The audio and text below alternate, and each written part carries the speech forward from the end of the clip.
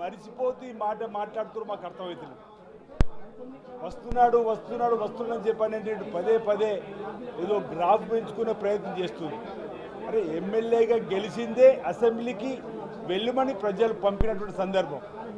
2 ఏళ్లుగా గైరాజరై 2 ఏళ్లుగా అసెంబ్లీకి డుమ్మా కొట్టి ఈరోజు వస్తుంటే దాన్ని అడావుడిగా చేసేటువంటి సందర్భం సరైనది కాదనే మాట చెప్పే ప్రయత్నం చేస్తూ మేము కూడా అనేక సందర్భాల్లో వారిని రమ్మని ఆహ్వానించినాం. ప్రజలకు సంబంధించినటువంటి చర్చల్లో పాల్గొమ్మని కోరినాం.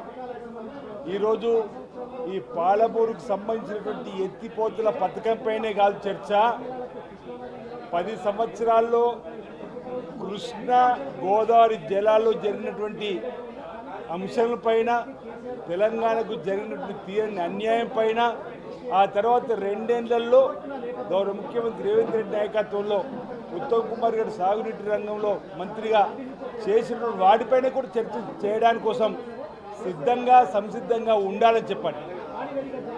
ఈరోజు అసెంబ్లీకి అటెండెన్స్ కోసం వచ్చి మళ్ళీ వెళ్ళిపోవడం, మాయం కావడం కాకుండా అసెంబ్లీ జరిగినన్ని రోజులు వారు ఎమ్మెల్యేగా ప్రతిపక్ష నాయకుడు అయినటువంటి మాజీ ముఖ్యమంత్రి హోదాలో ఉన్న వారు ఉండాలి, సూచనలు సలహాలు ఇవ్వాలని చెప్పని ఈ సందర్భంగా మా వైపు నుంచి కోరుతూ ఈ అసెంబ్లీని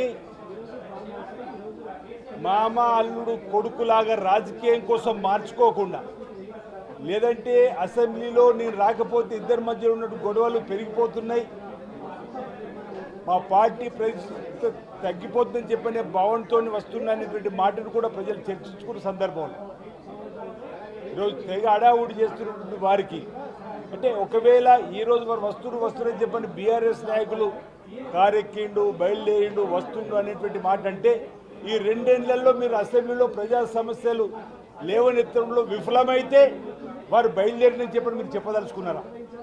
ఇవన్నీ కూడా ప్రజలు చర్చించుకుంటున్నటువంటి సందర్భం. ఈరోజు ఇందిరమ్మ రాజ్యం నడుస్తుంది, ప్రజాపాలన నడుస్తుంది.